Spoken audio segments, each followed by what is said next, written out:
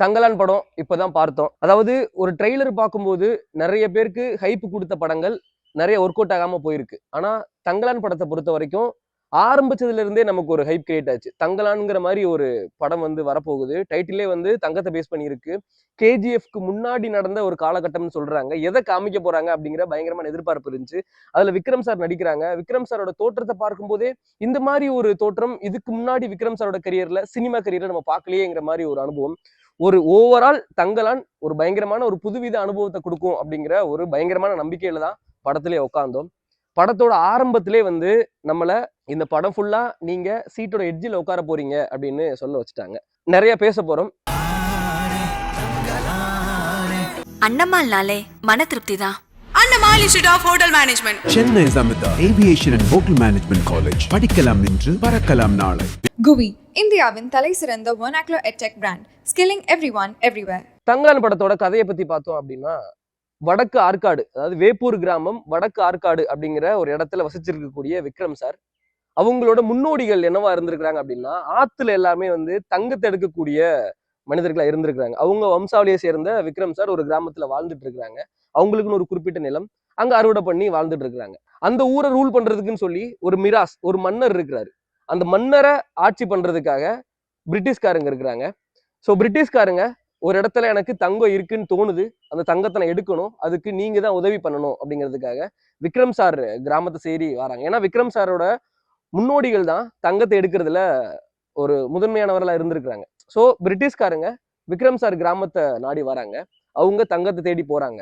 போன இடத்துல என்ன நடக்குது, எந்த மாதிரியான பிரச்சனைகள் வருது, ட்ரெய்லர்ல காமிச்ச மாளவிகா அவங்களோட கேரக்டர் ஒரு சூனியக்காரி, அந்த அந்த மாதிரி ஒரு டிசைன் பண்ண கேரக்டர், அவங்க உள்ள எதுக்கு வராங்க, அவங்களுக்கும் விக்ரம் சாருக்கும் எந்த மாதிரியான பிரச்சனைகள் நடக்குது, அதுல இருந்து எப்படி தப்பிச்சு வராங்க, தங்கத்தை எடுத்தாங்களா இல்லையா, தங்கத்தை எடுக்கிறதுக்கு எந்த மாதிரியான பிரச்சனைகள்லாம் வருது, இதுல எங்க பசுபதி சார் வராங்க, அவங்க நாமம் போட்ட ஒரு பிராமணரா இருக்கிறாங்க, இதுக்கப்புறம் மாட்டுக்கறி சாப்பிடக்கூடாது, இதுக்கப்புறம் நீங்க பூணூல் போட்டுக்கணும், நாமம் போட்டுக்கணும் அப்படிங்கிற மாதிரி ஊர் மக்களை மாத்தக்கூடிய ஒரு பசுபதி சாரோட கேரக்டர், அவரோட டிசைன் என்ன, இது எல்லாத்தையுமே அவ்வளோ பெர்ஃபெக்டா கையாண்டிருக்கிறாரு ரஞ்சித் சார். ரஞ்சித் சாரோட ஒரு படம் வர்றதுக்கு முன்னாடியும் இதுதான் ரஞ்சித் சாரோட பெஸ்ட் படமா இருக்கும், இதுதான் ரஞ்சித் சாரோட பெஸ்ட் படமா இருக்கும்னு நான் ஃபீல் பண்ணேன்.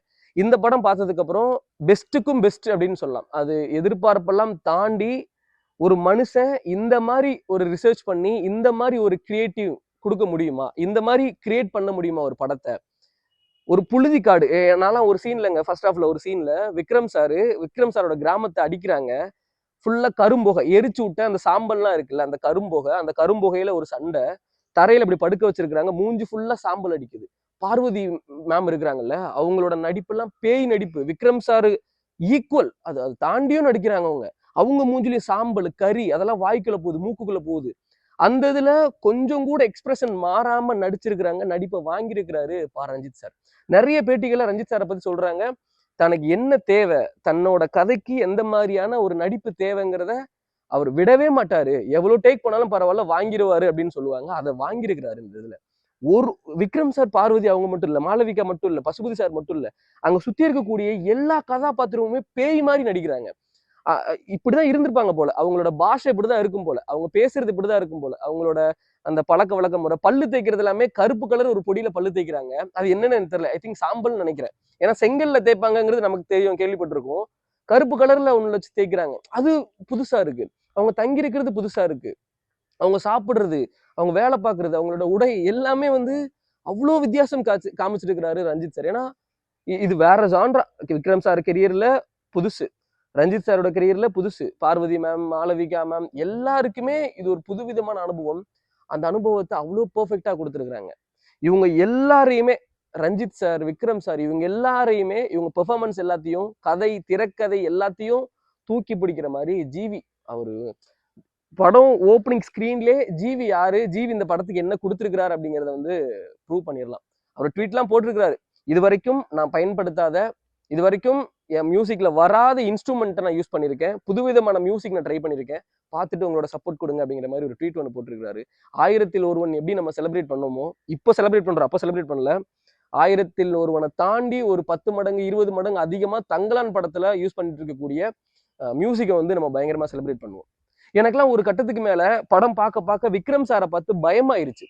அவர் நடிப்பை வியந்து பார்த்த ஒரு டைம் போய் இந்த படத்துல பேயாவே நடிச்சிருக்கிறாரு. அது என்னங்கிறத நான் ஃபுல்லா ரிவீல் பண்ணல, நீங்க படத்தை பார்த்து தெரிஞ்சுக்கோங்க.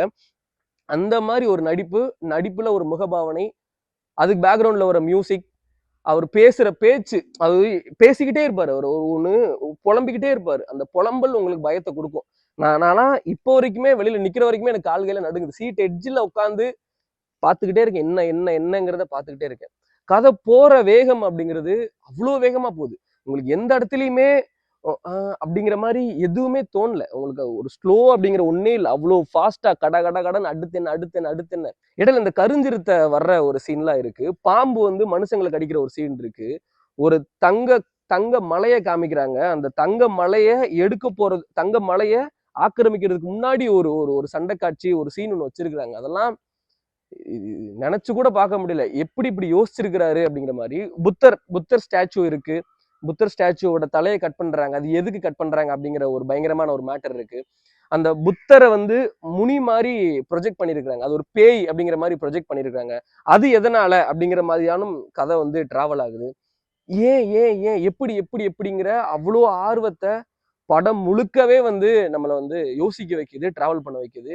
எந்த இடத்துலயும் மூஞ்சி சுளிக்க வைக்கல, எல்லா இடத்துலயுமே ஆச்சரியப்பட வச்சிருக்கிறாங்க தங்கலான் டீம்.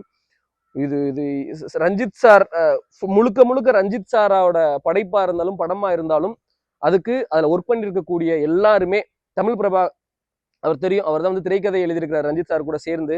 வசனங்கள், சினிமோட்டோகிராஃபி, பேயிலையும் பேய் அப்படிங்கிற மாதிரி ஒரு சினிமோட்டோகிராஃபி, காஸ்டியூம், எல்லாருமே இந்த படத்துல எல்லாருமே கை கொடுத்துருக்காங்க. நாங்க நிக்கிறோம் அப்படிங்கிற மாதிரி கை கொடுத்துருக்காங்க. ஏன்னா இது செட்டு போட்டு எடுத்த படம் இல்ல, ஆன் ஸ்பாட்ல போயிட்டு புழுதி பறக்க வெயில் அடிக்க எடுத்த ஒரு படம். அவ்வளோ பிரம்மாண்டமா இருக்கு, பிரம்மாண்டத்திலயும் பிரம்மாண்டமா இருக்கு. அந்த தங்கத்தை காமிக்கிறது எல்லாமே ஒரு சீன் இருக்கு, ரத்தம் பட்ட இடம் எல்லாமே தங்கமா மாறுது. அதெல்லாம் அதை நான் எந்த இடம் யாரு அப்படிங்கறதெல்லாம் எதுவுமே சொல்லல. பிரமிக்க வைக்குது. கண்டிப்பா படம் கண்டிப்பா எல்லாருக்குமே வந்து பிடிக்கும், அதுல எந்த ஒரு ஆச்சரியமும் இல்லை. என்னப்பா எப்ப பார்த்தாலும் ரஞ்சித் சாருங்க வந்து அரசியல் படம் எடுக்கிறாங்க, என்னப்பா எப்ப பார்த்தாலும் ரஞ்சித் சாருங்க வந்து ஜாதி படம் எடுக்கிறாங்க. நல்லா நோட் பண்ணிக்கோங்க, நல்லா யோசிச்சுக்கோங்க. நம்மளே ஒரு அரசியலமைப்பு சட்டத்துக்கு கீழே தான் இயங்கிக்கிட்டு இருக்கிறோம். இன்னைக்கு நம்ம ஸ்கூலுக்கு போகணும் அப்படின்னா ஜாதி கேட்கறாங்க, ஒரு வேலைக்கு போகணும் அப்படின்னா ஜாதி கேட்கறாங்க. நம்ம வாழ்க்கையில ஒன்றி இருக்கக்கூடியதான் இந்த அரசியலும் ஜாதியும், அதை பிரிச்சு பார்க்கவே முடியாது. இந்த படமும் அதுக்கு எந்த வகையிலுமே குறையில்லாம ஜாதி இருக்கு, அரசியல் இருக்கு. என்ன அப்படின்னா, பழங்குடியின மக்கள் இருக்கிறாங்கல்ல, அவங்க நம்ம வம்சாவளி எல்லாமே நிலம் கிடைச்சிடணும் அப்படிங்கிறதுக்காக போராடணும். அந்த நிலத்தை ஆக்கிரமிக்கிறதுக்காக இந்த அரசன் ஒருத்தவங்க வந்தாங்க, மிட்டா மிராஸ்காரங்கன்னு ஒருத்தவங்க வந்தாங்க. அந்த நிலத்துல இருக்கிற கனிம வளங்கள் எல்லாத்தையும் எடுக்கணும்னு சொல்லி பிரிட்டிஷ்காரங்க வந்தாங்க. இதை தாங்க தங்கலான்னு சொல்றாங்க. நிலத்தை ஆக்கிரமிக்கிற மிராஸ்காரங்க, பண்ணையாருக்காரங்க நிலத்துல இருக்கிற கனிமத்தை திருடணும், தங்கம், வெள்ளி, வைரம், வேற என்னென்ன இருக்கு எல்லாத்தையும் திருடுறதுக்காக பிரிட்டிஷ்காரங்க வராங்க. அததான் தங்கலான்னு சொல்லுது. இந்த படத்துல ஒரு பிரிட்டிஷ்காரர் விக்ரம் சாரோட குரூப்பை பார்த்து ஒரு வார்த்தை ஒண்ணு சொல்றாரு, தீண்டத்தகாத இந்தியர்கள் அப்படிங்கிற மாதிரி ஒரு வார்த்தை. எனக்கு இன்னும் அது மண்டக்குள்ள ஓடிக்கிட்டே இருக்கு. உண்மையாவே அந்த காலத்துல, இன்னைக்கு நம்ம செலிப்ரேட் பண்றோம் இந்தியா அப்படி இப்படின்னு, ஒரு காலத்துல இந்தியாவை பிரிட்டிஷ்காரங்க தீண்டத்தகாத இந்தியர்கள், தீண்டத்தகாத மனிதர்கள், தொடக்கூட கூச்சப்பட்ட ஒரு மனிதர்களா தான் வழி நடத்திருக்கிறாங்க. அதை அவ்வளோ ஸ்ட்ராங்கா இந்த படத்துல ரஞ்சித் சாருங்க எடுத்து சொல்லியிருக்கிறாங்க. அந்த ஒரு இதுக்கே, அதை எடுத்து சொன்ன விதத்துக்கே வந்து இந்த படத்துக்கு ஃபுல் சப்போர்ட் கொடுக்கலாம். அவ்வளோ சப்போர்ட் நம்ம கொடுத்துக்கிட்டே இருக்கலாம். அண்ணமால்னாலே மன திருப்தி தான். Annamal institute of hotel management, Chennai Zamita Aviation and Hotel Management College. படிக்கலாம் இன்று, பறக்கலாம் நாளை. GUVI, இந்தியாவின் தலைசிறந்த vernacular edtech brand, skilling everyone everywhere.